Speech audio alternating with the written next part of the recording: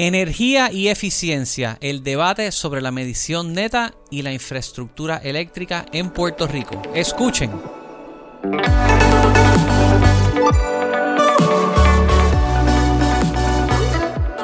Bienvenidos al episodio número 90 del Urbital Podcast. Hoy estoy con Fernando Rodríguez. Saludos. Y me acompañan dos viejos amigos y colegas y personas con quien trabajé durante mi época del servicio público en el gobierno. El pasado senador, licenciado y rockero Ramón Luis Nieves. Saludos a ti, Giancarlo. Resiento lo de viejos amigos. Por amigos de hace mucho tiempo, tal vez. Pasado una década ya, mano. Las caras nos delatan. Gracias, Giancarlo, por tenernos aquí.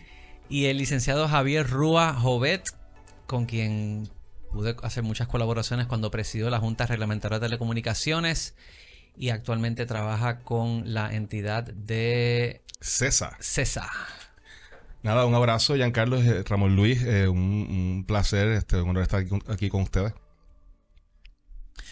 Bueno, vamos directo al grano. El tema, a todo dueño de una propiedad en Puerto Rico tiene siempre el problema de la disponibilidad eléctrica. Hay luz, no hay luz, se les va. ¿Y qué hacen al respecto? En Puerto Rico hay más de 100,000 rooftop solars instalados. Creo que van por 120,000 ya. Sí. Y es un tema bastante caliente, particularmente porque ahora estamos en una batalla para que la industria pueda seguir desarrollándose al mismo paso que ha estado por el tema del net metering. Vamos a hablar un poquito sobre eso y vamos a expandir sobre todos los temas relacionados a energía en la industria. Vamos primero con ¿qué es net metering? Net metering es la política pública legislada en Puerto Rico que permite que las personas puedan generar su electricidad, consumirla en su casa y exportarla a la red y recibir un crédito por esa energía que exportan al valor al detalle de esa electricidad. Es la política que permite que las personas de todas las clases sociales puedan, que pagan una cuenta de luz, puedan bajarse esa cuenta de luz de la red central para que sea una ecuación económica la instalación de energía solar en sus casas. Entonces, si yo estoy generando energía y tengo entonces exceso de lo que genero, el net metering me permite venderle para atrás, que la autoridad me compre mi exceso y lo pongan a disponibilidad del vecino. Más o menos se te acreditan en la factura. Tú te congelas el precio de electricidad también porque la generación es tuya y no va a subir de precio, es porque la fuente generatriz o el combustible es el sol que está congelado para siempre. Fomentar esto forma parte de una ley que se pasa bajo la incumbencia de ustedes, ¿correcto? Bueno, viene un poquito antes realmente. La política de medición neta, haciendo una investigación al respecto. Ahora estoy con Ramón Luis. Sí, saludos. Nos damos cuenta de que en la década de los 90, particularmente en 1998, el senador de entonces, Kenneth McClintock, buen amigo nuestro, radicó un proyecto de ley para que la Autoridad de Energía Eléctrica estableciera un programa de medición neta, que medición neta es lo que estaba aplicando ahora el amigo Javier Rúa. Y la legislatura de entonces denegó ese proyecto, no quiso pasarlo. Pasaron los años y en el 2007, finalmente, el senador McClintock insiste en que se legisle la medición neta y se firma la ley bajo el mandato del gobernador Aníbal Acevedo Vilá. Un punto bien interesante. Este cuento lo hago siempre y ya todo el mundo está aburrido de cuando lo cuento, pero me lo contó Kenneth como Quizás tal. Nuestros oyentes no lo han escuchado. Sí, y me lo contó Aníbal también. Cuando se aprueba la ley, llama al senador McClintock, que era presidente del Senado entonces, 2007, y le dicen: senador, lo estamos llamando porque el gobernador Acevedo Vilá firmó la ley, pero me manda a decirle a usted desde la Autoridad de Energía Eléctrica que firmaron la ley pero no la van a poner en función.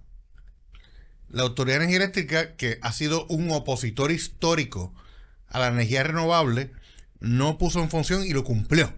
Por años, la medición neta, el mandato de crear un programa de medición neta no se ejecutó. Y cuando finalmente se ejecutó, le ponían 30,000 obstáculos a la gente para conectar sus equipos solares a la red y recibir el crédito. Yo me recuerdo de esto porque en esa época, 2009, todavía la adopción de rooftop solar no era grande, pero mi socio en otra empresa que yo tuve en otra época era ingeniero eléctrico y su padre estaba instalando placas solares y las baterías bien adelante. Y me recuerdo el parto que era lograr que ¿Lo fue? que pudieran revender la energía eléctrica. Eso era imposible. Era casi imposible. Por esa razón, Giancarlo, hasta el huracán María, hasta el 2017, solamente habían 9.000 abonados de la Autoridad de Energía Eléctrica conectados al programa de medición neta. Lo que ha ocurrido, por distintas razones que podemos discutir, es que desde que entró Luma en el 2021, se han conectado casi 100.000 abonados al programa y ya estamos rondando los 120.000 abonados de la autoridad de Luma que se benefician de la medición Mira, neta. y déjame comentar algo sobre el cambio de prepa a Luma y que fue positivo en este aspecto. En eso Luma lo ha hecho bien. Sí. Yo, por ejemplo, yo instalé... Yo instalé como tu socio o tu familiar temprano. Yo instalé solar en el 2003. A mí no se me ha... 2013. 2003. O sea, que te costaron como $800,000. No, porque en aquel momento yo tenía un cliente que instalaba y me pagó en placa. Wow. Poco a poco. Pero nada, era un sistema pequeño, pero el punto es que se tardó en lograr medición neta casi 2 años. Pero yo ni estaba ni al tanto, ni estaba muy... Correcto. Yo tenía eso ahí pero después que fui aprendiendo de la cosa y justamente después de María, que entró fuertemente en el tema, y todavía PREPA la Autoridad de Energía Eléctrica está en control de la red de distribución y transmisión, pero en este caso distribución, nos dimos cuenta que los problemas de interconexión de energía distribuida solar y también de concesión de medición neta no eran temas técnicos, eran temas administrativos. Correcto. O sea, uno podía tener conversaciones con el director ejecutivo o los diferentes directores ejecutivos de la autoridad, que podían ser cordiales y muchos de ellos de buena fe trataban de que las cosas funcionaran. Pero al fin y al cabo, tú tenías un sistema de la autoridad muy fragmentado, con múltiples oficinas regionales que en el mejor caso no estaban claros de lo que tenían que hacer y en el peor caso querían sabotear afirmativamente cosas por razones políticas, por razones de políticas regionales, por muchas distorsiones. Javier, y si me permite, y cada oficina regional tiene su librito Correcto. sobre cómo atender el tema de medición neta. Entonces yo me acuerdo de la época que yo estuve de oficina en oficina y de desk en desk hasta que... Nosotros le decíamos a la autoridad en ese momento, mira, como eso es un tema administrativo, lo que tienes que hacer es centralizar la cosa y poner un botón de medición neta prendido y que lo apaguen si hay problema. Pero nunca... Mejoró un poco porque el negociado también, el regulador, entró y empezó a pedirle reportes de interconexión a PREPA y la cosa empezó a tener un nivel de... El negociado entra en el 2017. No, 2014. 2014-15, se crea en el 2014, pero empieza 2015, okay. Empieza a hacer preguntas por lo menos, porque ya tú tenías PREPA con todas sus distorsiones y también era un monopolio autorregulado de una república independiente. De momento, gracias a la ley 57, de la cual el senador Ramón Luis Nieves fue coautor, empieza a racionalizar el ecosistema con un regulador independiente que empieza a preguntarle cosas a la autoridad. ¿Sabes? Y eso empieza a mejorar. Pero era muy lento. Cuando viene la transición hacia Luma, el mismo consejo que le decíamos a la autoridad, le dijimos a Luma, lo que tienes que hacer es centralizar. Y vas a ahorrar dinero y va a ser más fácil. Y como entidad corporativa, racional fundamentalmente... Así, si voy a ahorrar dinero, pues centralizaron y todo empezó a funcionar mejor. Y por eso es que de momento uno no ha tenido muchísimas, pero de las historias de éxito de Luma es esta interconexión de sobre 100.000 clientes de rooftop solar. Giancarlo, si me permite, en cuanto a eso, hubo una lucha legislativa por lograr que la Autoridad de Energía Eléctrica cumpliera con el mandato de la medición neta y hacer la vida más fácil a la gente que quería interconectar sus equipos. Y se aprobaron varias leyes. En el 2016 se aprobó una ley que es la ley 133, como tal, de que ordena crear un portal para que la gente pueda hacer solicitar el tema de medición neta de manera más centralizada, etcétera. Pero fue una lucha campal. Entra el regulador, que es el negociador de energía, en funciones, y luego entra Luma. Y mi impresión es que Luma decide hacer algo bien sencillo. Cumplí con la ley. Sí, sí. Ahí está la ley, hay que hacer esto y se cumple. Y realmente o sea, el caso de Puerto Rico en el tema de medición neta es un caso histórico, yo diría a nivel mundial, que en apenas 3 o 4 años, 100.000 abonados se hayan unido a este programa, es una gran victoria. Y no solamente 100.000 abonados, 100.000 abonados, más los 20 que ya existían antes del 2021, estamos hablando que ya sobrepasamos de capacidad instalada de energía renovable en los techos los 800 megavatios de energía. Eso es algo histórico como tal. Y para enseñar el impacto de eso, Wilton, hay una imagen, una de las que te envié, creo que fue la que te envié por la primera. Ahí está. Sí, mira, comentando Vamos a explicar esto. comentando, Wilton, checa el timer counter. comentando esa imagen, y no la puedo ver de lejos, pero esa Le da, Javier. sí, definitivamente. Pero todos los días Luma publica en su portal dónde está su capacidad de generación y dónde está su demanda pronosticada. Y cuando la capacidad de generación es menor a la demanda pronosticada, eso significa apagones. O sea, entonces, Puerto Rico está al borde de un apagón diurno todos los días por déficit de generación central. Hoy estamos particularmente mal por un problema que hubo en una de las centrales. Correcto. Sí, pero imagínense que la cantidad de rooftop solar que Ramón Luis mencionó, que hoy estamos, de lo que vi, 824 megavatios. Si tú le restas 824 megavatios de capacidad del sistema, hoy ya estamos en negativo 243. Exacto. Estaríamos en reserva en negativo casi 1000 megavatios. Una sociedad de primer mundo tiene una reserva de 1000 por encima. Correcto. O sea, tú supone que estuviéramos en Entonces, aquí el espacio que es la montañita por encima de la línea verde es un apagón. Si no hay un ajuste ya mismo. Entonces, O sea que en algún sitio de Puerto Rico ya debe haber empiezan a ver los llamados los rolling blackouts, los relevos de relevos de carga. Pero aquí se ve la línea del rooftop solar. No, lo que no se ve, porque todavía el negociado no mide eso como debería medirlo. Si puedo llegar y trabajar con los datos, lo vamos a ver. Eso es. Pero sin duda, el tema objetivo es que a las 12 del mediodía, esos 824 megavatios de rooftop instalados están produciendo más o menos 800 megavatios en un día soleado. Tú le pones, yo le hago el test de la sábana. Tirar una sábana a todos esos 800 y pico megavatios a las 12 de la tarde y tú causaste un apagón. Claro. Entonces, el valor social de los continued business operations de una sociedad y del utility por rooftop solar es extraordinario porque no ocurre el apagón nacional, el utility sigue billing, los negocios siguen corriendo. O sea que es un valor de la medición neta y rooftop solar que es bien particular de Puerto Rico, que no ocurre normalmente en otras sociedades que tienen suficiente capacidad de generación. Hay otro mapa, Wilton, y hay un link que baja un GIS. Hay otro mapa que es el Hosting Capacity Map. Sí.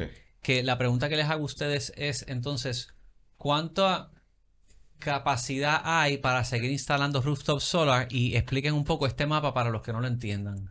Mira, el hosting capacity, o traducido más o menos capacidad de hospedaje de renovables, y no sé si ese es porque el que demuestra la opinión de Luma sobre hosting capacity está rojo completamente.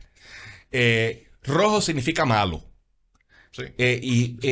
Zooming ahí, Wilton, hosting capacity, desde la perspectiva de un utility bien invertido y bien manejado, digamos un utility en California California, Florida. Donde sea, digamos Dinamarca. Hosting capacity significa que hay mucha penetración de renovables intermitentes y por eso esa altísima penetración de renovables intermitentes le crea problemas a la red de temas de voltaje, qué sé yo. En el caso de Puerto Rico, cuando Luma comunica hosting capacity concerns, preocupaciones de capacidad de hospedaje, no es por altísima penetración de renovables, porque es porque la red está en mal estado. Las subestaciones no aguantan. Porque la red de distribución y también la red de transmisión no se invirtió por año, no se manejó por año y está en mal estado. Ahora, poco a poco, con fondos FEMA, lentamente, y no de forma intencional, que es lo triste, están empezando a cambiar, pues 5 subestaciones acá, par de cables acá. Que es bueno porque no estaba pasando nada antes, pero lo óptimo es lo que se llama Proactive Hosting Capacity Planning at the Distribution Level. Cómo construir la red que queremos de abajo hacia arriba. Invertir en las cajitas cercanas a la casa, subiendo por la red, que permiten la altísima penetración de generación distribuida. Ahora, si me permiten sobre eso. Añade, Ramón Luis. Antes de, o sea, más o menos para el 2014, y esto es importante, o sea, no solamente podemos hablar de la energía renovable en los techos, vamos a hablar de la red como tal. Uh-huh. Más o menos para el 2014, la Autoridad de Energía Eléctrica pidió un estudio de Siemens sobre cuánta energía renovable, o sea, entre otros temas, Sí. La red podía tolerar. Y creo que más o menos llegaron a la conclusión de que la red, en el estado que estaba en el 2014, podía tolerar apenas 600 megavatios de energía renovable en la red. 5%. Si la energía renovable como tal tiene unas características como tal. Bueno, y también Siemens tiene unos intereses particulares. Sí, pero para hablar de lo que hay, de lo que hubo. Pasa María, destruye la red. Pero entonces se asigna a Puerto Rico más de 10 mil millones de dólares para reconstruir la red. Una pregunta que yo tengo y que yo creo que un buen representante de los ciudadanos en la Autoridad de Energía Eléctrica en la Junta podría ayudarnos a precisar. Así que Giancarlo es el hombre. Hay que fiscalizar cuál es el diseño de la red. Déjame ser más preciso. ¿Cuál es el diseño de todos los proyectos de reconstrucción de la red? Porque yo siempre he tenido la mala espina de que aquí hay una lucha entre renovables y combustibles fósiles.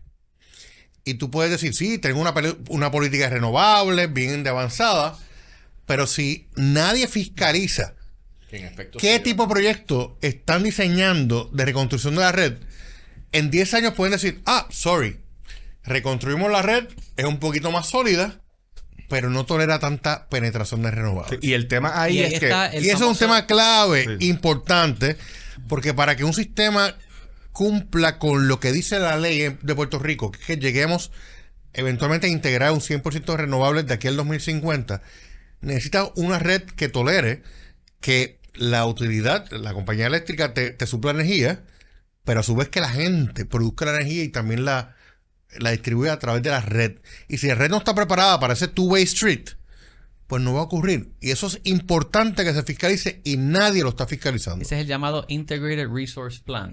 Bueno, el IRP es una herramienta de planificación que no existía antes. Antes del 2014, la Autoridad de Energía Eléctrica se sentaba en un cuarto oscuro y decía cosas. Después del 2014, se legisló en la Ley 57, que esta semana que estamos hablando, a finales de mayo cumple 10 años esta ley. Se ordenó que la Autoridad de Energía Eléctrica preparara, y ahora es Luma, un plan integrado de recursos que realmente es una herramienta de planificación de cómo tú usas los recursos energéticos de conformidad con lo que te diga la ley que tienes que cumplir. Y ahí tú te organizas como sociedad.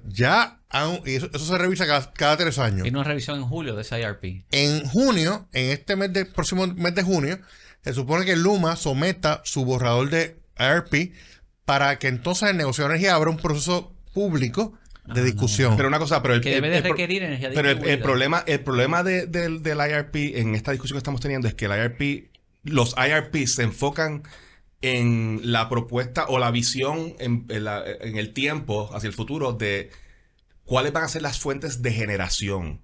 Pero no es un enfoque en la salud de la red como tal. O sea, Ok. se enfoca en la fuente de generación. Pero si tú no enfocas en la salud de la red, tú puedes decir lo que sea.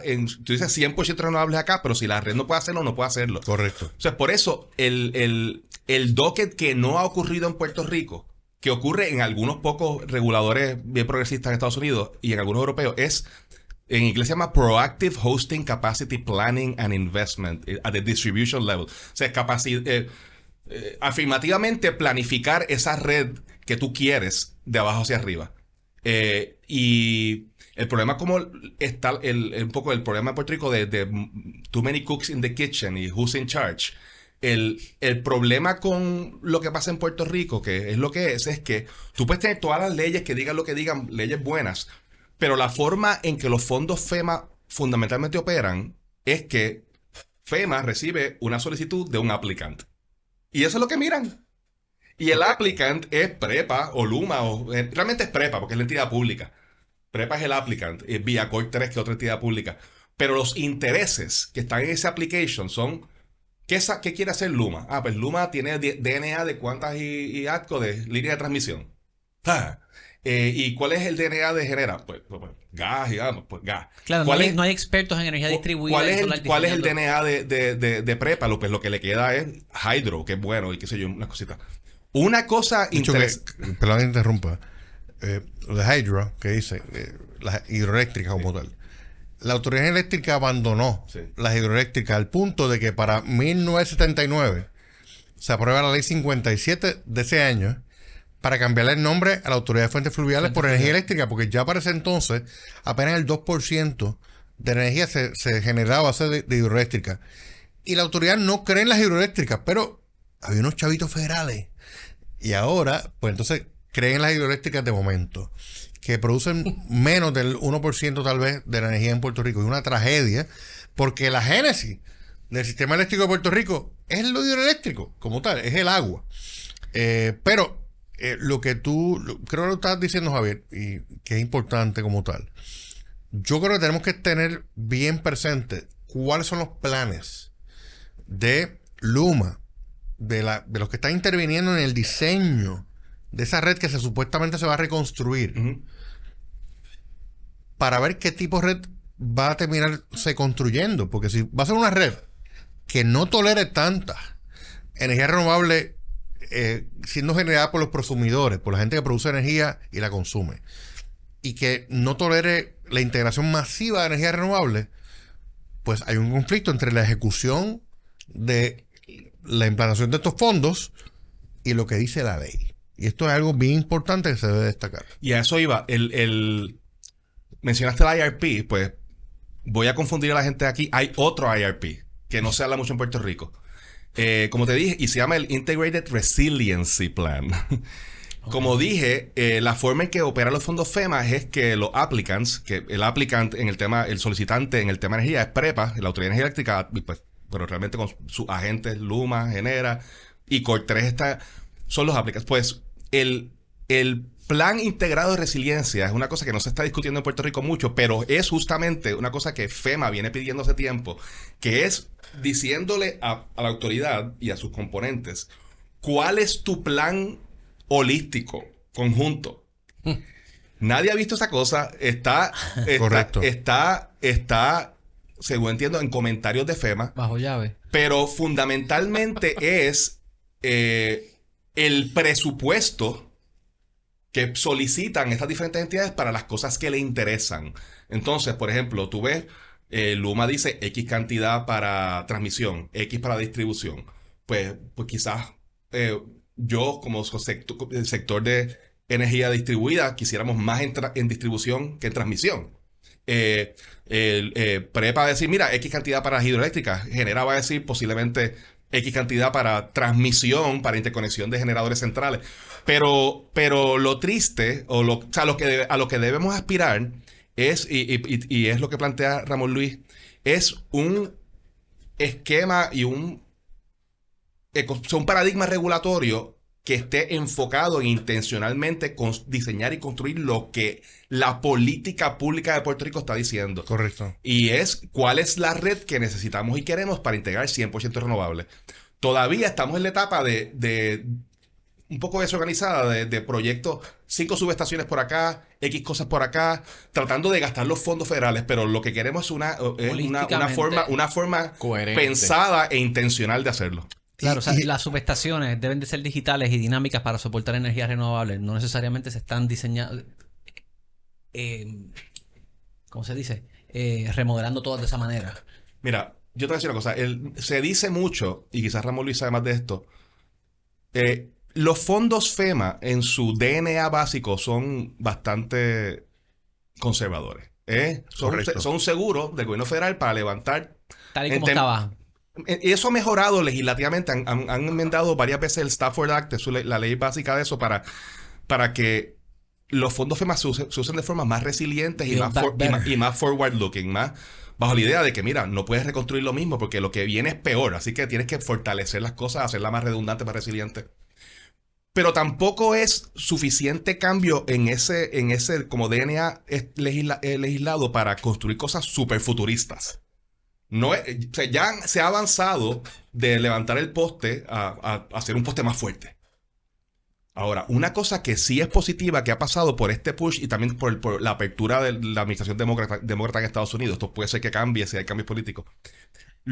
Saludito a Mr. Trump. Luma, alguien en Luma, y creo que con colaboración fuerte con el Departamento de Energía Federal, han logrado utilizar fondos FEMA para adquirir metros inteligentes. Sí, eso se anunció.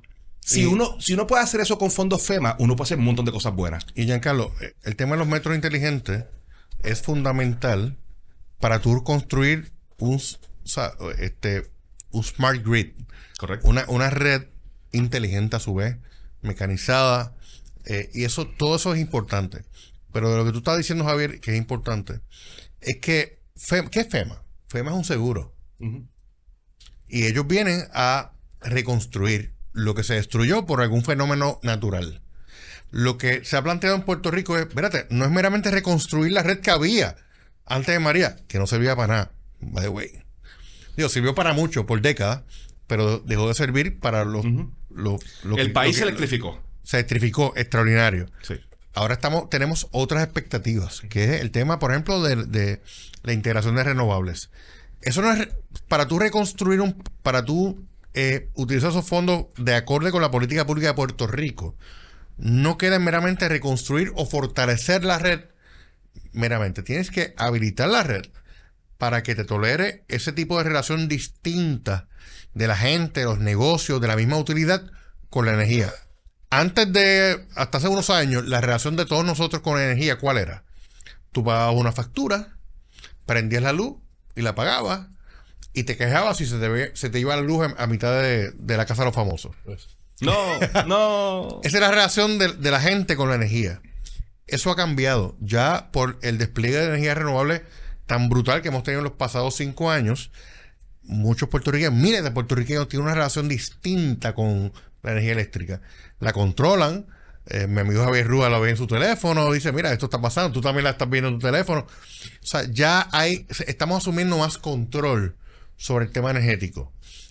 Pero puede llegar un momento que si se construye mal esta red y meramente nos damos cuenta, no ahora, nos damos cuenta en 10 años, de que la red que construyó FEMA y que se fueron FEMA de su misión de Puerto Rico es una red que meramente está más fortalecida, pero que no tolera tanta influjo de energía renovable, pues no vamos a llegar al punto que pide la ley de Puerto Rico. Y eso es algo importante que se debe enfatizar. Yo creo, yo no sé ustedes, pero yo no he visto transparencia de parte de Luma o de parte del gobierno federal sobre los proyectos que están autorizando para esto. Como tú estás diciendo ahorita, Javier, de vez en cuando sale una noticia de, mira, se autorizaron tantos metros inteligentes. Ah, qué chévere, unos contadores X. Pero no vemos el todo. Así que eso es importante que lo fiscalicemos. Y tal vez sentar a un hacker en la Junta de Gobierno de la Autoridad de Energía Eléctrica es una buena idea para eso. Ciertamente. Un hacker en términos positivos, obviamente. Javier, ¿quieres añadir algo? No, ese punto está tocado. Así que si yo quisiera entrar, si es posible, a la controversia. La batalla de hoy. En lo del caso contra el net metering. Y en la batalla de hoy, sí, es una batalla. Son varias. Hay una batalla. La batalla de ver el IRP, ver los planes macro, es una batalla que debe ser constante. Sí. Ahora, la que tenemos frente ahora mismito, Correcto. right in our face, es esta del net metering. Correcto. Ok, vamos. Yo hice un planteamiento a favor del net metering cuando radiqué mi candidatura para representar al consumidor en la Junta de Energía Eléctrica, así que hago ese disclosure. Entiendo que tanto Ramón Luis como Javier Rúa lo favorecen. Fernando, tú tienes placas en tu hogar, así Y que estoy en medicionera y estás en también. Medisoneta, así que ¿Hace vamos cuánto, aquí a favor. Fernando? 2018. ¿Tú compraste la casa con el net metering? No, yo la ¿O con puse. las placas solares? No, yo compré mi casa en el 2014. Después de María, yo me dije que yo no me quería volver a ver en un escenario de estar 3 meses sin luz, dependiendo de planta eléctrica. y ahí instalé en mayo del 2018 las placas.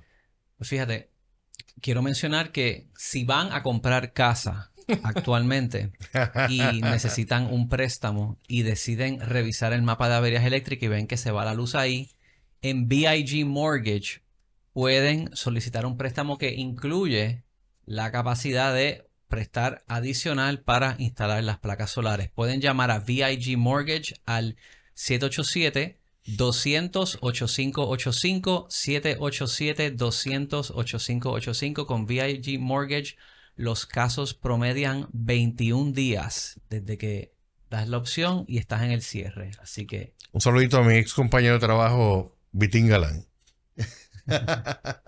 Ramón es banquero. Sí, es verdad, cierto es. De hecho, yo entro en el tema de energía por accidente histórico. En otro momento podemos hablar de eso, pero yo vengo realmente de la banca. Realmente. Yo me acuerdo. Fui ejecutivo bancario y abogado de banco. Pero dado a las controversias de los temas de energía eléctrica y de reforma energética, pues soy me apasioné por el tema. Te cuento que Vitín vende BIG Mortgage y lo compra Carlos Ayala. Ah, qué bien. Y es quien lo lleva entonces a esta era digital. Qué bien. Ha hecho un excelente trabajo, así que... Extraordinario. Bueno, vamos al tema del net metering. Ok, estando aquí a favor, what's the case against net metering? Mira, normalmente esos son temas ideológicos en Estados Unidos de demócratas versus republicanos. Pero en el caso de Puerto Rico hay un tema muy particular, que es que todos los avances recientes en el tema energético, avances legislativos, de política pública, han sido en el contexto de la quiebra de la autoridad. Por eso hay una fuerte corriente muy atrincherada dentro de la Junta de Control Fiscal desde siempre, que ve cada panel que se pone en un techo como menos venta de kilovatios hora por parte de la autoridad y por ende menos dinero para repartir a los bonistas para pagar la deuda. Okay. Y eso no es una postura irracional desde el punto de vista macro. O sea, esa postura que ha sido consistente desde que yo estoy en esto. Yo estoy en esto en el tema energético después de Ramón. O sea, yo entro en esto de verdad como... Pero ¿quién pierde ahí? ¿Pierden las generatrices o pierde el que distribuye? ¿O pierden ambos según esa postura? Eso depende. Claro. Normalmente son las generatrices que no quieren competencia. Luma sigue ganando ahí. Mira, el caso... Bueno, sí, mira, bien breve. Recuerda que tanto Luma y Genera están ahí, son unas concesiones. Son unos o sea, aquí la figura central sigue siendo la Autoridad de Energía Eléctrica. Correcto. Que realmente una concesión de sus operaciones. Pero la autoridad existe. Es como The Walking Dead. O sea, está ahí. Sí, bueno, porque debo pensar tiene una junta. Sí, está bien, Sí. pero debo pensar que es hasta tanto y cuando liquiden finalmente las obligaciones que tienen. No, pero habría que legislar porque existe legalmente. No, pero sigue existiendo la autoridad. Esto es un tema técnico importante. En algún momento se planteó en la administración de Rosselló, Ricardo Rosselló. Vamos a vender la autoridad. Y de momento pasó María. Qué bueno que no se vendió. Es como que, wow, espérate, párate ahí, porque si tú vendías la autoridad, se convirtió en una entidad privada. No podía recibir No fondos FEMA. puede recibir fondos FEMA. Así que ahí dijeron, pues, no vamos a vender el activo, vamos a hacer una privatización de las operaciones, pero todavía la autoridad sigue siendo el dueño. Y el pueblo de Puerto Rico, a través de la autoridad, es el dueño de la autoridad. O sea que de los activos. Ok. Y de hecho, y en ese punto rápidamente, desde cuando Ramón como senador y también con el presidente del Senado entonces, Eduardo Batia, estaban trabajando lo que eventualmente fue la primera gran reforma energética de Puerto Rico moderna. Larry Selhammer, bipartita. No, pero esto fue después. Larry Selhammer y la ley con la ley 17 después. Okay. Yo estoy hablando en el 2013-2014. En el 2013-2014 se hace la ley 57 de 2014, que es la primera gran reforma energética en Puerto Rico después de la creación de PREPA en los 40. ¿Okay? En 41. En el 41. Esa ley, a grandes rasgos, lo que hace es empezar a mover a Puerto Rico en la dirección correcta de modernización del paradigma regulatorio. ¿Qué quiere decir eso en español? Es que tú creas un regulador independiente, El negociado. que se llamaba Comisión de Energía en ese momento, y óptimamente tú te quieres mover a cosas como lo que pasó en Telecom. En Telecom tú tenías un paradigma bien también monopolista, Ujú. que después se ve rompiendo en cantitos. Que era la Puerto Rico Telephone Company. Puerto Rico Telephone Company, y en Estados Unidos el romper las bells en baby bells con leyes antimonopolísticas, romper en cantitos estas cosas para crear competencia y después tener reguladores por encima, pero en Estados Unidos normalmente eran entidades privadas con un regulador público por encima, porque ese es más o menos lo normal. En Puerto Rico, como Puerto Rico se creó fundamentalmente como un sistema muy gubernamental, con monopolios estatales en telecomunicaciones, en agua, en energía. En el caso de telecomunicaciones, se logró vender, eventualmente tuvo mucho fricción política, pero se logró vender porque era un bien muy valioso, tenía mucho valor económico. Y se vendió cuando había que venderlo. Cuando había que venderla. Sí. Entonces, si se vendía un año después o dos, era distinta. Se pudo vender y se creó también pues la Junta de Telecomunicaciones, pero también tenía, tampoco en PRTC, aún en su estado más monopolista en el pasado, tenía que abrirle los libros por lo menos a la FCC. Nunca fue totalmente Correcto. una república independiente como era PREPA, porque PREPA no está interconectado al comercio interestatal ni nada. Pero nada, lo que voy es que la ley 57 movió en lo posible la cosa en la dirección correcta, pero era imposible, ni estaba planteado en ese momento la venta de PREPA, pero se crea el regulador. Eventualmente, ya en la época de Ricky Rosselló, se habla de la venta de la autoridad, pero viene María y lo que dice Ramón Luis Neve, mira, primero, no es muy vendible como asset, porque no vale mucho, pero realmente una deuda más que un asset. O sea, lo que dice Javier, o sea, alguna gente dice, véndanla. Búscate quién la quiere ¿Quién la comprar. quiere comprar? ¿Quién quiere comprar? ¿Y a Porque qué O sea, precio? esto tiene 9,000 millones de pesos en deuda. ¿Quién quiere 9,000 comprarla? ¿Sabes? 9,000 millones de pesos en deuda los y activos después de lo sube, presión. le añaden las pensiones Claro. como 14 y el asset Correcto. no es mucho nada, pero se ha hecho lo que se ha podido y creo que lo que hay ahora no es lo peor posible porque tienes la entidad jurídica gubernamental PREPA que existe, es un skeleton crew, pero existe, es el dueño de los assets y unos agentes en transmisión y distribución Luma, un agente de generación genera, pero puede recibir fondos federales, PREPA, para estas cosas. O sea que la única otra forma que pudiese haberse hecho quizás era como un non-profit bien gigantesco que FEMA puede... Pero nada, de vuelta al tema de Medisoneta, después de esta Mira, te desvío. bien. Javier, antes que te vaya a Medisoneta nuevamente, yo creo que lo que ha pasado en Puerto Rico demuestra, y yo en esto soy agnóstico, yo no creo que ni lo privado o lo público en el tema de energía o de una compañía de energía sea lo importante. Lo importante es que funcione. Hay Correcto. entidades públicas, hay compañías eléctricas públicas que son extraordinarias. Sí, ¿no? Y hay entidades públicas que son bien mediocres. Igual pasa con las privadas. Alguna gente hoy dice, mira lo que está pasando, tenemos apagones todos los días, que es verdad. Porque la entidad ahora es Luma, que es privada. No. Le tengo una noticia. Si no hubiera ocurrido la privatización de esas operaciones, tuviéramos los mismos apagones bajo la autoridad o peores, ¿verdad? Sí que ese no es el tema. Y aquí el tema de privado o público se convirtió en algo religioso, que tú crees por fe. Exactamente. Hay una gente que tiene fe en lo público. Qué bueno, bendito, que el interés público y todo. Y la experiencia que tuvimos en la Autoridad de Energía Eléctrica es 70 años, yo diría 40 años. Vamos a descontar los primeros 30 años que fueron extraordinarios para la Autoridad Eléctrica, que electrificó hasta la persona que vivía en la cínsula, como decimos. Pero en los pasados 40 años se colapsó en su gobernanza, en sus finanzas y en otros órdenes. Así que el modelo público no se puede decir que es una cosa tremenda tampoco. Entonces vamos a lo privado. Lo privado es más eficiente, es más corporativo, es más chévere. Pues mira, no lo hemos visto todavía. La privatización que se ensayó en Puerto Rico desde el 2018 es una mala privatización. Primero se puso la carreta frente a los bueyes. Vamos a privatizar. Y quizás en algunos años definimos cuáles son las métricas de cumplimiento que tienen esas compañías como tal. O vamos a buscar la manera de que se fiscalice o no esos contratos, que al día de hoy la entidad que se puso ahí en ley para fiscalizar los contratos, que es la autoridad de las APP, no tiene expertise para fiscalizar a estas entidades privadas como tal. Así que se ensayó un mal modelo de privatización, de manera que esto demuestra que ni lo privado ni lo público de por sí en su esencia es bueno o malo. Tiene que ver con la ejecución. Y quería poner eso ahí en contexto. Y también para mucha gente progre que adora lo público y la autoridad, bendito, qué sé yo.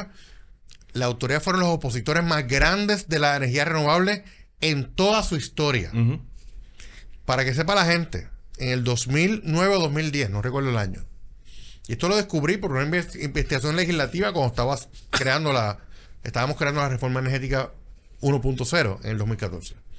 La Autoridad Eléctrica creó algo que se llama Prepa Renewables, una entidad incorporada en Delaware para impulsar la energía renovable. ¿Tú te imaginas que la Autoridad Eléctrica misma, cuando tenía crédito, pudiera haber cogido el 5% de comunidades de última milla, los last mile communities, gente que vive en lugares alejados, y le dijera, ¿sabes qué? Yo no voy a bregar con más inversiones en tu sistema de distribución allí. Voy a crearte unos sistemas, microredes, comunidades solares bien chéveres. Oye, esto fuera distinto. Pero eran enemigos de la energía renovable.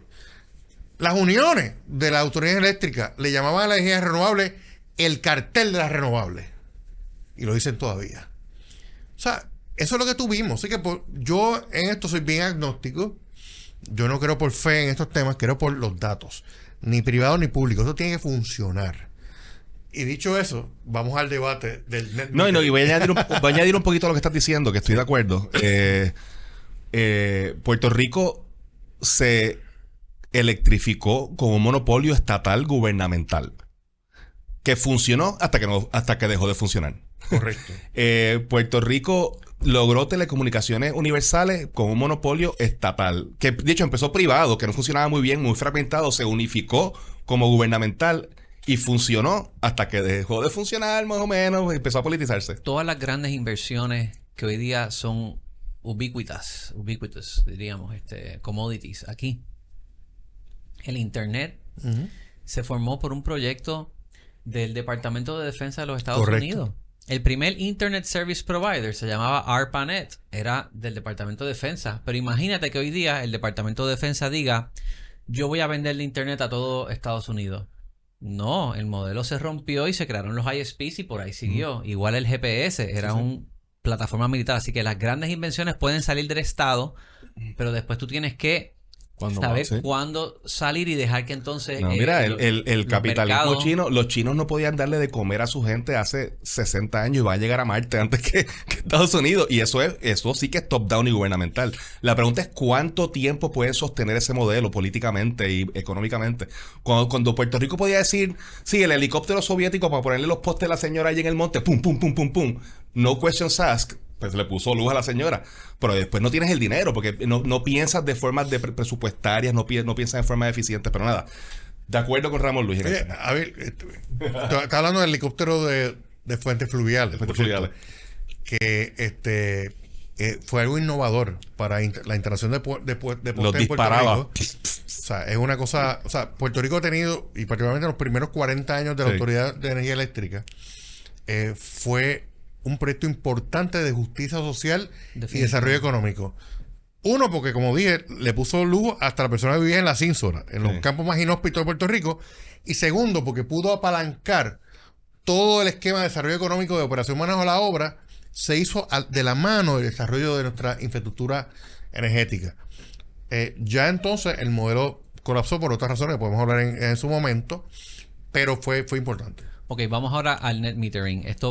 Un proyecto de ley pasa unánimemente, lo firma el gobernador. Voy a echar para atrás. Voy a echar para atrás a mi inicio en este mundo de generación distribuida, que fue... A mí, el huracán María fue lo que me trajo fuertemente a este mundo. Yo siempre he sido abogado y en el pasado, antes de María, tenía clientes de energía renovable, pero era más utility scale y era en un bufete Fernando Agraid. Pero cuando viene María, de momento todo se revuelca en Puerto Rico y el país se da cuenta que el modelo energético que tenemos no funciona para hoy día. En el mundo de crisis climática y tormentas más fuertes, y tenemos que irnos a un esquema más distribuido, más resiliente, más survivable, más apto para existir en el mundo de las crisis climáticas y los golpes fuertes climáticos.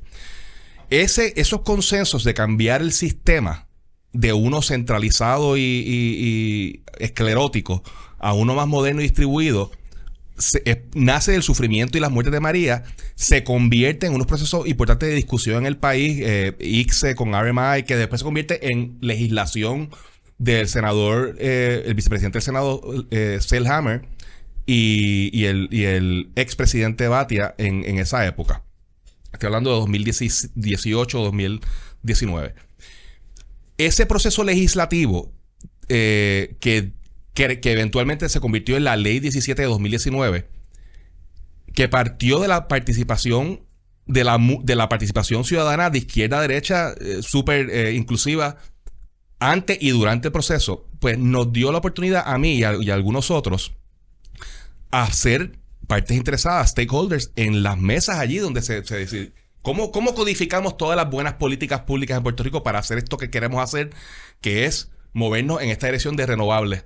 Y yo en ese momento estaba trabajando con una compañía que se llama Sunrun, que es la compañía de solar en techos más grande de Estados Unidos, en la perspectiva de financiamiento, que había venido a Puerto Rico inicialmente filantrópicamente para instalar sistemas de emergencia en lugares comunitarios y en casas de bomba.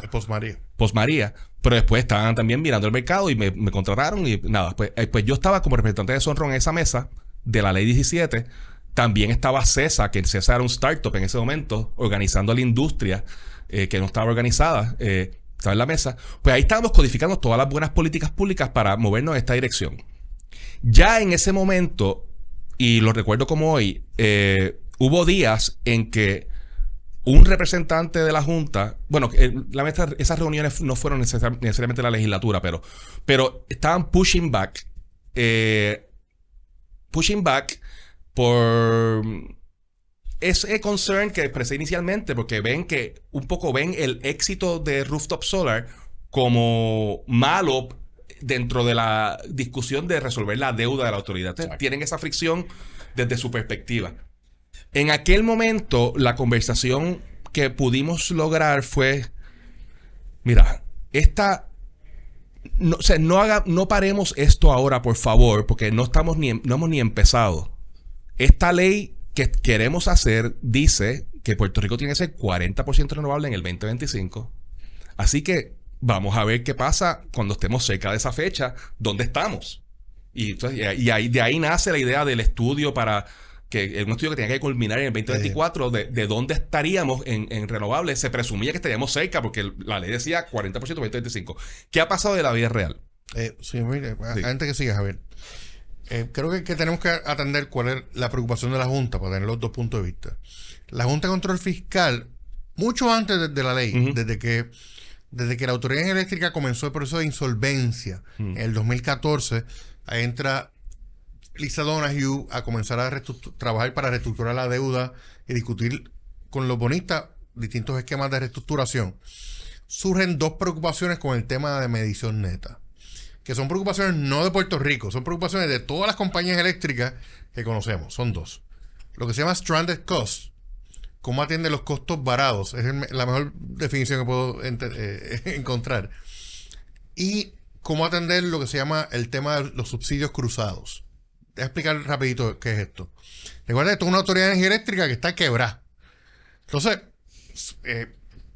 el éxito que hemos visto ahora en el programa de medición neta, tenemos a miles de personas pagándole 4 pesos mensuales a la autoridad de energía eléctrica porque están generando mucha más energía de la que consumen de la red. Así que, desde el punto de vista de la Junta de Control Fiscal y de la autoridad, ellos dicen, espérate, hay unos costos varados que tienen que ver con lo que le costó a la autoridad montar esta red eléctrica e invertir en toda esta infraestructura, que todo el mundo que se beneficia de la red tienen que aportar chavo. Eso es lo uno. Esa es la primera. Eso al final del día está depreciado ya. Es una infraestructura que ya está obsoleta. Oye, eres buen abogado para medición neta. Tienes razón. pero hay un tema de que se invirtió ahí, ¿verdad? Y que de los que participamos y nos recibimos energía de la red, deberíamos aportar. Eso es un argumento. Un planteamiento. El segundo planteamiento es el de los subsidios cruzados. ¿Qué quiere decir eso? de que la gente que tiene paneles solares como ustedes en sus casas esté pagando una cantidad de dinero mínima y no tenga que responder por más cantidad de dinero porque yo tengo mis paneles, no se puede poner un impuesto al sol, no me pueden penalizar por la energía que yo genero. Entonces Ramón Luis, en mi caso, que vivo en un condominio que no tengo paneles solares, pues si en algún momento yo terminaré pagando más por la energía en Puerto Rico que ustedes que tienen paneles solares. Esos dos, y dije dos, pero son tres. Y la tercera y más importante, si un montón de gente está pagando 4 pesos, que es la tarifa básica, a Luma, ¿quién le paga la deuda a los bonistas? Así que esas tres preocupaciones la tuvo Lisa Donoghue antes que existiera la Junta. Luego con la Junta han persistido. Entonces esto se planteó en varias ocasiones, se atendió legislativamente, pero llegamos al punto de la ley 17 que Javier está bien planteando. En ese momento, entre el año 2018 y 2019, todavía habían como casi 20,000 clientes en medición neta. O sea, estábamos bien jóvenes en cuanto al desarrollo del programa. Nada, y eso es todo objetivamente cierto lo que dice Ramón Luis Nieves, esa es la preocupación de ellos. Pero llega al acuerdo político, porque quiero que entiendan que esto fue un acuerdo político para crear la ley de política energética. Entonces, hay el consenso nacional de Puerto Rico que vamos a ir en esta dirección. Correcto. Que es 100% renovable al 2050, 40% al 2025. Así que, todo el mundo sabe que la política de medición neta es la cosa más exitosa cuando se implementa bien para promover la generación distribuida. Pues mira, ¿qué tal si esa conversación que tú quieres, que quieren tener de evaluar este concepto, de cambiarlo, se tiene en el contexto de alta penetración, de penetración razonable de renovables en el futuro? Y eso parecía, el 2024 parecía a galaxy far, far away en el 2019. O sea, eso parecía como que, ok. Y eso presumía muchas cosas. Presumía que Puerto Rico iba a ser exitoso en construir grandes emplazamientos de utility scale que son importantísimos. Que este país los ha combatido incorrectamente. Muchos sectores en este país lo han combatido incorrectamente. Una finca porque solar uno no puede plantear seriamente ser ambientalista y combatir utility scale, que es lo que te permite apagar la planta de carbón rápidamente. Pero hay concerns que tienen Bueno, en el PR100 mencionan el concern de utilizarlo en tierra donde... Less land or more land. Exacto, todo ese concepto. Y hay conversaciones ahí de agrovoltaicos y formas de hacer las cosas. Pero nada, a lo que voy es que para tú lograr metas grandes como 40% renovable del 2025 de casi cero, tú tienes que construir cosas grandes.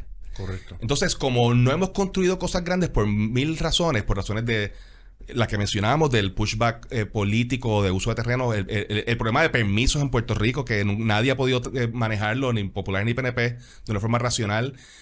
Temas de que realmente el off-taker, o sea, el contratante, de utility scale es PREPA, que es un utility quebrado, que se le hace difícil a los privados levantar fondos para... Eso no se ha logrado. Entonces, de momento, sí hemos tenido éxito en generación distribuida. Puerto Rico está instalando y Ramón lo mencionó, a una velocidad rapidísima, histórica. Puerto Rico en los últimos 4 años ha instalado rooftop solar per cápita más rápido que cualquier lado en Estados Unidos.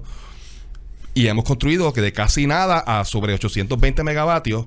Pero eso más o menos es como 8% de la generación medido desde como creemos que se debe medir. Pues 8% más lo viejo de la época de Fortuño, pues es como 10-12%, quizás 13%. No cumplimos ni la meta de 20%, que era el 2022, y estamos lejos la del 2040. Por eso, viendo que la cosa no estaba bien aspectada en cuanto a cumplir metas, bueno, y de hecho, y en el camino hubo una época creo que el RSA que incluía impuestos solares fue 2019-2020 más o menos. Bajo las mismas preocupaciones de la Junta, pues el acuerdo con una de las formulaciones del acuerdo con los bonistas tenía impuestos solares directos, que básicamente decía los consumidores tienen que de su bolsillo pagar un metro revenue grade, ponerlo en sus paneles para medir la generación de sus paneles en el techo, para ponerle un cargo para pagar deuda. Ese acuerdo se logró vencer porque el país se unió en contra, pero también objetivamente ese RSA requería acción legislativa. Así que la Junta básicamente le estaba pidiendo a la legislatura sube la luz por legislación y pone impuestos solares por legislación, así que se venció. A ver si me permite, en cuanto a eso, es importante señalar lo siguiente. Esas preocupaciones que hemos mencionado, que mencionó Javier y que estaba ahorita dialogando, en cuanto a la quiebra de autoridad y el tratamiento específico de la energía renovable en los techos, fue objeto de un acuerdo político en la Ley 17 del 2019, que es la Ley de Política Pública Energética del país. ¿Cuál fue el acuerdo político? El acuerdo político fue, mira, vamos a posponer la discusión sobre si alteramos o no la compensación que recibe la gente que instale sus equipos solares y participa en medición neta por 5 años. ¿Y por qué? Porque estábamos en el 2018 en un % bien ínfimo de penetración de renovables. La esperanza era que ya para el 2024 hubiéramos estado quizás un 20, 30% de energía renovable en camino al 40% que dice la ley que tenemos que llegar para el año que viene, que ¿saben qué? No vamos a llegar. Pero el tema se pospuso y fue un acuerdo con la Junta de Control Fiscal, y está en la ley, para que entonces, cuando se cumplieran 5 años, que se cumplieron el 11 de abril del 2024, hace un mes, poco más de un mes, se supone que ya existiera un estudio de cuál iba a ser el impacto, o que se proyectara fuera el impacto de la energía renovable y los programas de medición neta en las finanzas de la Autoridad de Energía Eléctrica, en cuanto al tema de la deuda, en cuanto a la red eléctrica, etcétera. Y en el camino, el año pasado, a finales del año 2023, surgió un proyecto de ley. Se radicó el 2022. El 2022, Javier. Se radicó el 2022. Y se aprobó en el 2023. Sí. Que se convirtió en la ley 10 del 2024. Que lo que hizo fue decirle al negocio de energía, no, el estudio que se supone que tú produjeras para el 2024 sobre este tema, que lo que iba a resultar eventualmente. Lo extendieron. Bueno. Sí, pero ese estudio iba a ser la base sobre la cual el negocio de energía pudiera tener la autoridad para alterar la compensación que recibe la gente por medición neta. La ley lo que dice, mira, pues pon ese estudio para el 2030. Exacto. Como tal. Y no puede hacer el estudio, no se puede alterar la medición neta. La Junta de Control Fiscal entonces escribe unas cartitas, las bulas papales, como tal, para decir, mira, esa ley no va, tiene que buscar la manera del gobierno de modificar la ley o anularla. Y en ese proceso estamos ahora, en la actualidad, y no ha habido una resolución final sobre qué va a pasar con la ley 10 del 2024. Sí, y es bajo los argumentos que la Junta está utilizando hoy como talking points, no son las razones reales que hemos hablado, que son los temas estos de... Ha hablado el tema que más ha utilizado es el tema de la independencia del regulador. La Junta está diciendo que esa ley viola la independencia del regulador porque no deja que el negociado haga un estudio. Yo creo que es para mí difícil de aceptar el argumento de la Junta de protección de la independencia del regulador, cuando en el pasado la Junta ha atropellado al regulador en múltiples ocasiones, y podemos entrar en esas discusiones, y también quiere atropellarlo ahora en el contexto de la deuda, de que no sea el negociado el que establezca específicamente las tarifas en el proceso de deuda, sino que sea un voto up or down de lo que la Junta establezca. Pero nada, el talking point es independencia que estamos utilizando del regulador. La realidad es el concern del costo de los paneles a la bolsa disponible para el pago de los bonistas. Ahora, sabiendo eso, y no sé cuánto tiempo tenemos aquí en el podcast. Tenemos unos minutitos más. Normalmente el tema de medición neta en jurisdicciones progresistas, digamos estados demócratas, y la medición neta definida como la definimos, que es la política en donde se te acredita la energía limpia al precio y al detal. Eso es medición neta. Esa política se sostiene en las jurisdicciones progresistas de Estados Unidos y por los reguladores, diciendo, miran la situación y dicen, mira, si el valor económico que recibe ese prosumidor en esa casa es el valor al detal de la luz, en el caso de Puerto Rico, es más o menos en promedio 24 chavos kilovatio hora. Ver los análisis, dice, sí, pero la energía que exporta tiene el impacto, el beneficio a la red de pues, que construyen menos plantas, que construyen menos líneas de transmisión y distribución, ahorran en combustible y hacen diferentes medidas y acaba diciendo, mira, no, esto es un fair deal para el utility y para el consumidor. Y se sostiene al precio al letal hasta que en algunos casos no, como en California y en Hawái, que son jurisdicciones que lograron altísimas penetraciones de generación distribuida.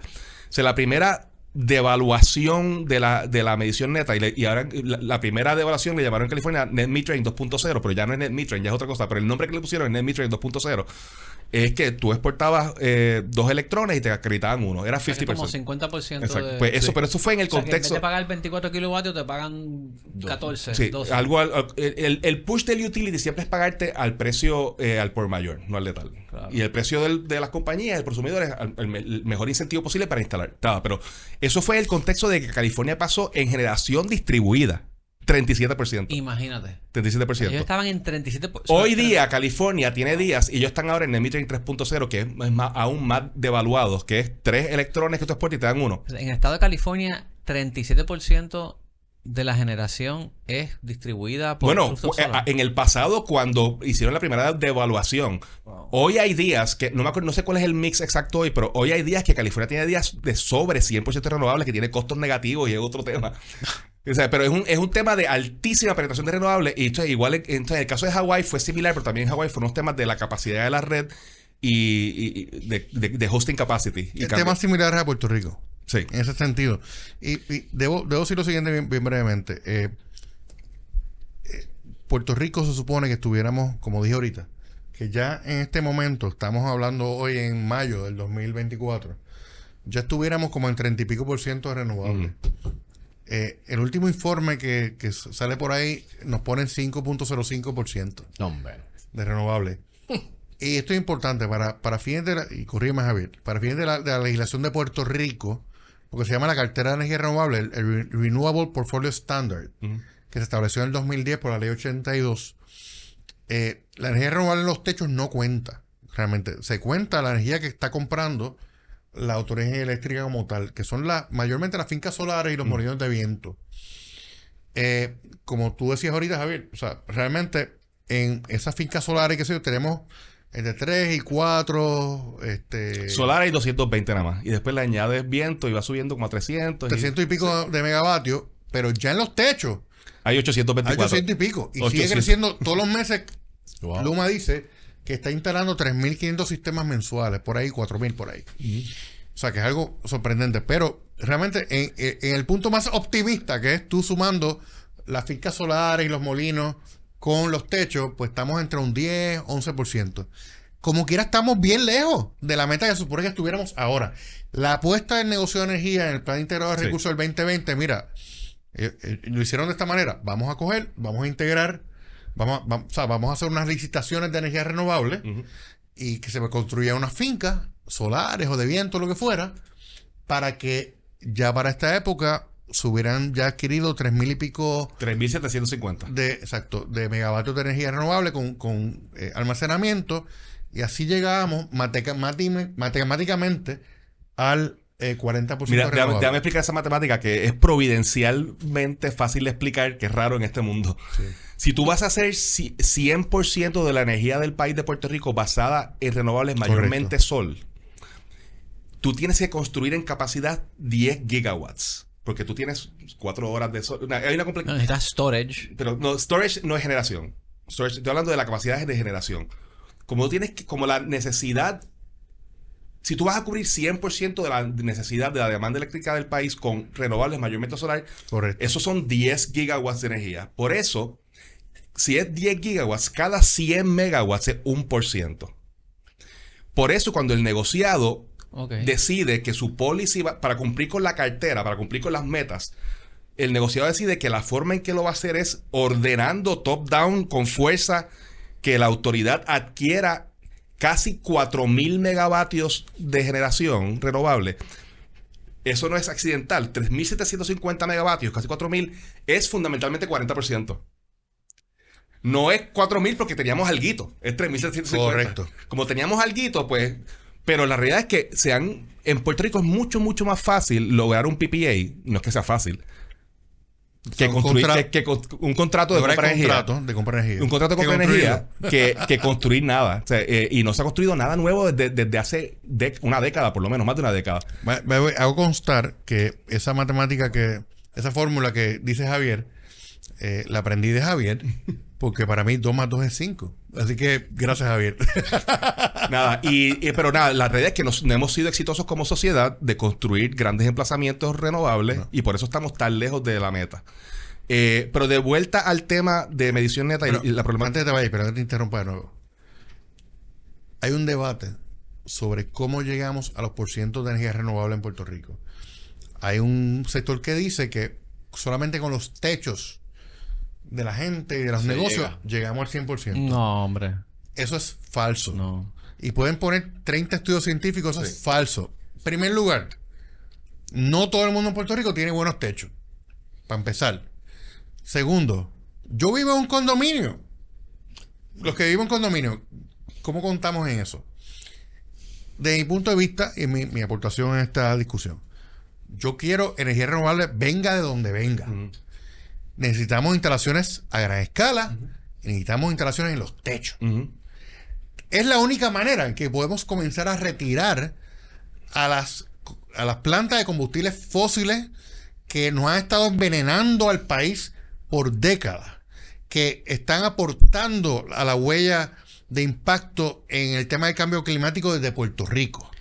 O sea, es la única manera de hacerlo. Y que además el modelo económico de la autoridad siempre ha sido fundamentalmente exportar de 2.000 a 3.000 millones de pesos fuera de nuestra economía para comprar combustible. O sea, esto cambia el paradigma energético a una fuente local bajo nuestro control. El PR 100 también incluye, por ejemplo, mención de una generadora de biodiesel. Sí, estipulando que tiene que haber algo. No. El tema de renovables es amplio. Tú tienes solar, viento, hay landfill gas, hay un poquitito de landfill gas en Puerto Rico que es renovable. Biodiesel, hay formas de hacerlo. Ustedes también apoyan que, o sea, ponte tú que estamos a 70, 80%, que tengamos algo de gas natural. ¿Eso es algo viable hoy día o lo ven también como algo dañino y obsoleto? Mira, hay algunas plantas de gas bien modernas que pueden ser útiles para la integración de renovables porque tienen la capacidad, eso se llama flexible generation, la capacidad de subir y bajar rápidamente para contrarrestar o balancear fuentes intermitentes. Pero mi objetivo y mi meta y mi visión, a lo que aspiro es economías como California. Y no es que no tengan fuentes fósiles, pero que tienen la capacidad de hacer 100% de tiempo en tiempo, ¿entiendes? O hay algunas sociedades que se les hace mucho más fácil, que tienen mucha hidroeléctrica, que es baseload. O sea, tú tienes sociedades como Costa Rica, que tienen una cantidad brutal de hidroeléctrica. Yo acabo de llegar de Panamá, estuve en un viaje familiar por allá. No llevaste. Estamos a Mari Carmen Aponte, voy a embajadora.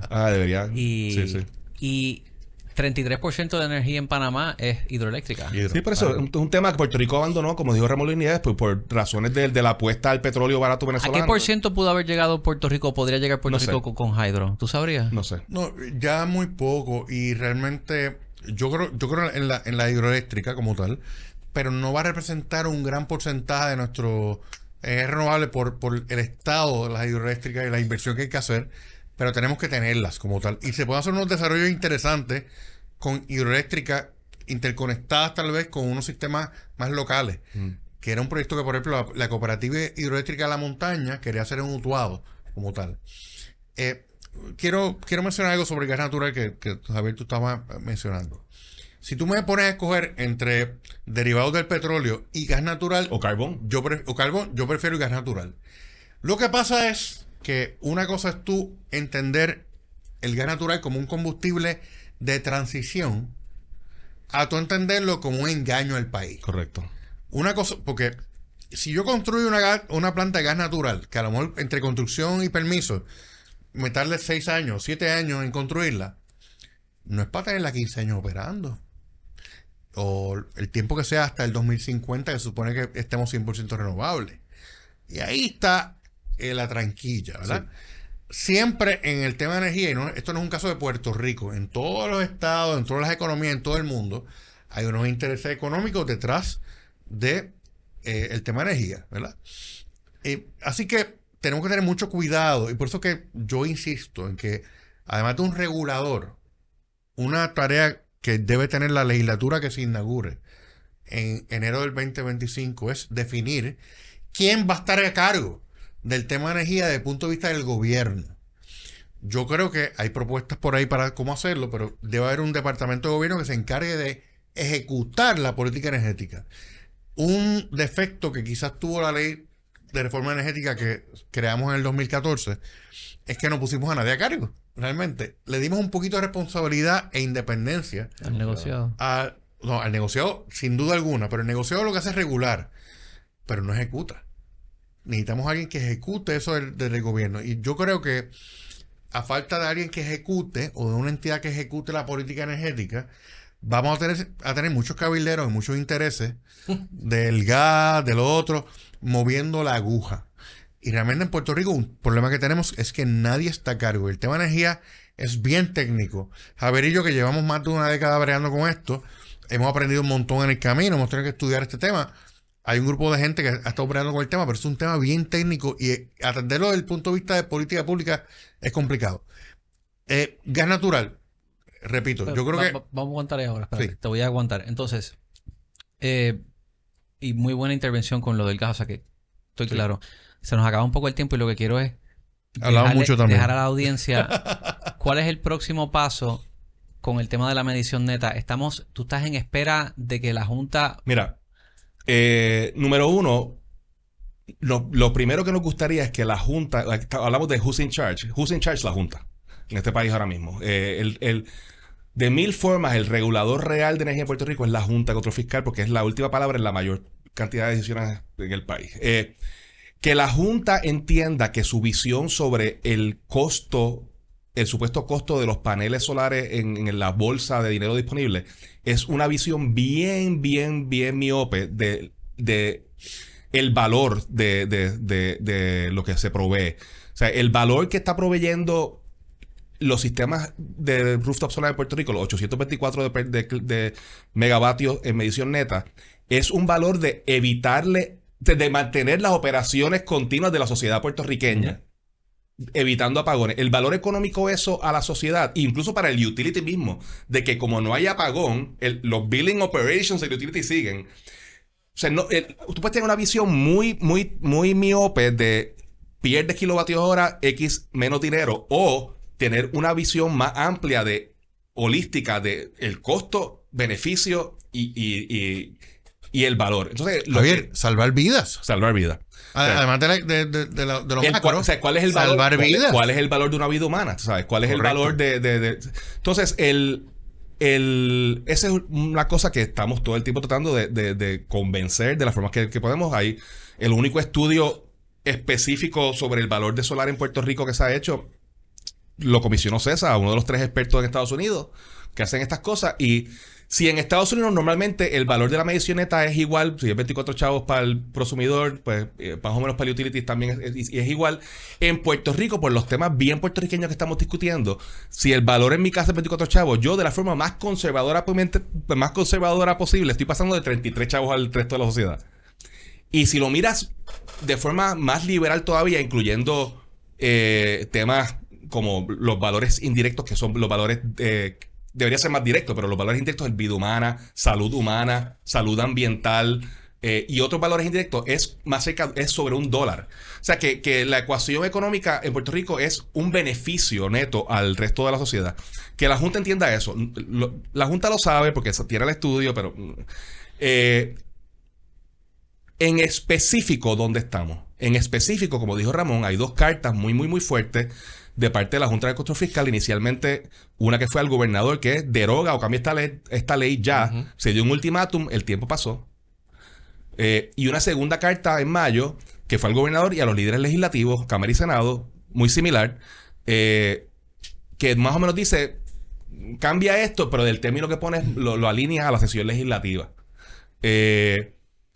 Otro paso importante que debe ocurrir es que el gobierno mismo haga de un paso que es un paso mínimo que establece la ley promesa, que es enviarle a la Junta de Control Fiscal una contestación escrita que establezca la neutralidad fiscal de esta legislación. El gobierno no ha dado ese paso.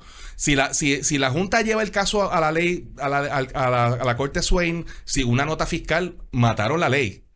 Mataron la ley. O sea que hay unas luchas políticas, unas luchas legales de frente, y ahí estaremos para darlas. Giancarlo, una nota bien breve. Mi opinión sobre la ley 10 del 2024 es que, aunque tiene un propósito loable, creo que tiene un defecto, y ahí tengo que ponerme a favor de la Junta en ese tema, que lamento hacerlo. Tú no puedes prohibirle al negociador de energía hacer un estudio de lo que sea que tenga que ver con el sistema energético. Eso no es lo que hace la ley. Sí, dice que no puede estudiarlo hasta el 2020. No puede estudiar 30. Ese tema. Por eso, tú no puedes hacer eso, porque ahí estás interfiriendo, mi punto de vista, con la independencia reguladora para estudiar lo que sea que tenga que ver con el sistema energético, porque, y lo digo como, ¿verdad?, como parte de los que creamos la ley 57, tú no puedes prohibirle al regulador estudiar temas que tengan que ver con el sistema energético. Dicho eso, yo creo que estamos en un porcentaje bien bajo de penetración de renovables, y no es el momento de tú, por la incompetencia del gobierno y de la autoridad en trabajar y autorizar sistemas renovables a gran escala que nos llevaran a los porcientos de cumplimiento. Tú no puedes penalizar al sector que te está produciendo la energía renovable, que es los techos, con la medición neta. Eso no es incompatible lo que estoy diciendo. Yo creo que el negociador puede siempre estudiar, mira, cómo va el tema de la medición neta, cómo está el tema de lo que llame los gastos, los costos varados, los stranded costs, si hay posible subsidio cruzado, lo que fuera. Eso tú puedes estudiarlo. Pero yo creo que una cosa es esa, tú no prohibir al regulador eso, y quizá decir, mira, cuando llegues a unos % X de penetración de renovables, entonces altera la fórmula de compensación. Pero hay que proteger la fórmula actual, porque es lo que está permitiendo, lo único que está permitiendo que se desplieguen las renovables es eso. Así que el estudio específico que la ley no prohíbe, que lo mueve hacia el 2030, es el estudio que es el trigger para devaluar la medición neta. Y se hizo el mismo mecanismo que se hizo en el 2019. ¿Para qué estudiar esto si no tenemos intención de devaluar esto? No arriesgues lo único que está funcionando. Y eso es lo que establece la ley 10 de 2024. En cuanto a lo que sabemos, ya te hablé de un estudio que comisionamos nosotros. Una cosa que no se discute es que DOE estuvo 2 años en PR100 estudiando temas tarifarios, entre otros temas. Y una de las conclusiones de NREL en DOE es que la medición neta no tiene impactos tarifarios en los consumidores hasta después del 2031, que alinea exactamente con la ley 10. Entonces, ¿para qué uno abrir una caja de Pandora que solamente beneficia a la Junta? Y hemos visto como en el pasado la Junta nitpicks cualquier cosa que le beneficie, la mete en el plan fiscal y se convierte en las municiones para matar la cosa después en la corte Swain. Hemos visto en el pasado como han cogido estudios para hacer sus planteamientos, aunque sean drafts. Les planteamos en el pasado temas de carros eléctricos. En el contexto de los impuestos solares le dimos a la Junta, mira, aquí con el crecimiento de carros eléctricos, como tú dices ya en el plan fiscal, no hay que tenerle miedo a los paneles solares, porque aquí lo que viene es un tsunami de facturación. Y en vez de mejorar esa data, porque era con data vieja que lo decían, lo que hicieron fue coger un estudio que decía que no vienen carros eléctricos en Puerto Rico y que hay un death spiral de facturación cuando la demanda está subiendo en Puerto Rico. O sea, que ellos están listos para coger cualquier estudio que saque el negociado, agarrarlo, subirlo al plan fiscal y se convierte automáticamente en derecho constitucional de Puerto Rico, aunque hayan extraordinarias intenciones del negociado. Así que no hay razón para que nuestra sociedad le dé municiones a la Junta de Control Fiscal, que es hoy, en este tema, enemigo del pueblo de Puerto Rico. Digo, y brevemente, y con mucho cariño y respeto a mi hermano Javier Rubén, lo que yo creo que es un defecto de la ley 10 es que CESA, que es una entidad privada, puede comisionar un estudio sobre este tema, pero el regulador de energía de Puerto Rico se le impida por ley estudiar el mismo tema. No es realmente razonable. Yo creo en la independencia del regulador. Esa es la base fundamental de un sistema regulatorio. Eso no quiere decir que tú estudies un tema, no quiere decir que lo cambies la compensación. Pero no le puedes decir a una entidad pública que tienen esta responsabilidad regulatoria, no puedes estudiar el tema. Ese fue el defecto de la ley 10. Dicho eso, creo que la medición neta estamos ahora mismo en un porcentaje bien bajo de renovables, que se quede como usted hasta que llegue a unos porcientos más altos y se estudie. Un último punto. 30 segundos que Will. La versión inicial de la ley, lo que se convirtió en la ley 10, decía más o menos que no se cambia la medición neta hasta que se pase X%, que era 25. Correcto. El problema con ese modelo de hacer las cosas, que hoy parecería mejor, según lo que tú estás diciendo, es que tú le preguntas a Puerto Rico a diferentes personas en dónde estamos y miden de forma diferente los porcientos. Hay gente que dice que Puerto Rico ha tenido días de 100% ya cuando todo el mundo está pagado y yo estoy prendido. Así no es que se mide la cosa. Entonces, como nadie sabe medir, hay que establecer una como métrica. nadie sabe medir la cosa, lo que se dijo, vamos a usar el mismo mecanismo que se utilizó en el 2019. No mates al bebé antes de que nazca. Mueve el futuro, mueve el proyecto, el estudio hacia el futuro, que es el trigger. Bueno, ciertamente este tema estará en conversaciones en los próximos meses. Javier, gracias por la participación. Ramón Luis también. Fernando, gracias por estar aquí. Si tienen dudas sobre medición neta, consulten este podcast. Y si no, me escriben que podemos comunicar. Algunos de ustedes dos quieren poner su información. ¿Cómo los consiguen? javrua@gmail.com. Ramón Luis Nieves @rlnlegal.com y queremos a Giancarlo González en la Junta de Prepa. Eso es todo. Gracias. Llévatelo, Draft Wilton. Giancarlo.